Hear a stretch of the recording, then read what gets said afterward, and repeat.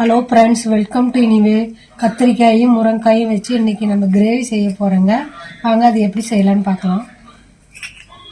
பார்க்கலாம். அதுக்கு கடாயை வச்சு ஆயில் ஊற்றிக்கலாம் தேவையான அளவு.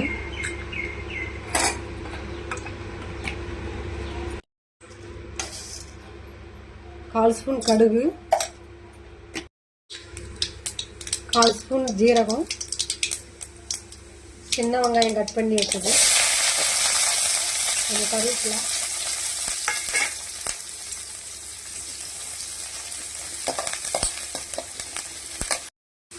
கட் பண்ணி வச்ச கத்திரிக்காய் முருங்கைக்காய் போட்டுக்கலாம். தண்ணியில் போட்டு வச்சுருந்தேன், போட்டுக்கலாம்.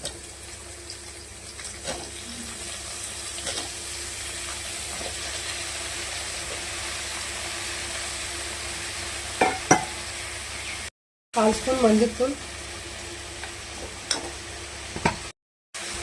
அரை ஸ்பூன் மிளகாத்தூள்,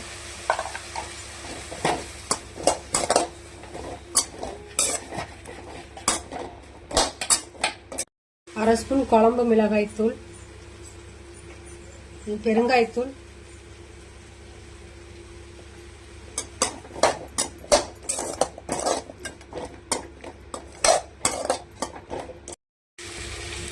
அரைச்சி வச்ச ஒரு தக்காளி விழுது ஊற்றிக்கலாம்.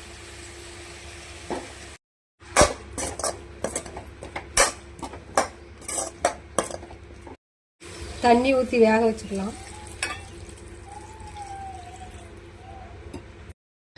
தேவையான அளவு உப்பு போட்டுக்கலாம். மூடி போட்டு மூடி வேக வச்சுக்கலாம். கொஞ்சமா புளி தண்ணி ஊற்றிக்கலாம்.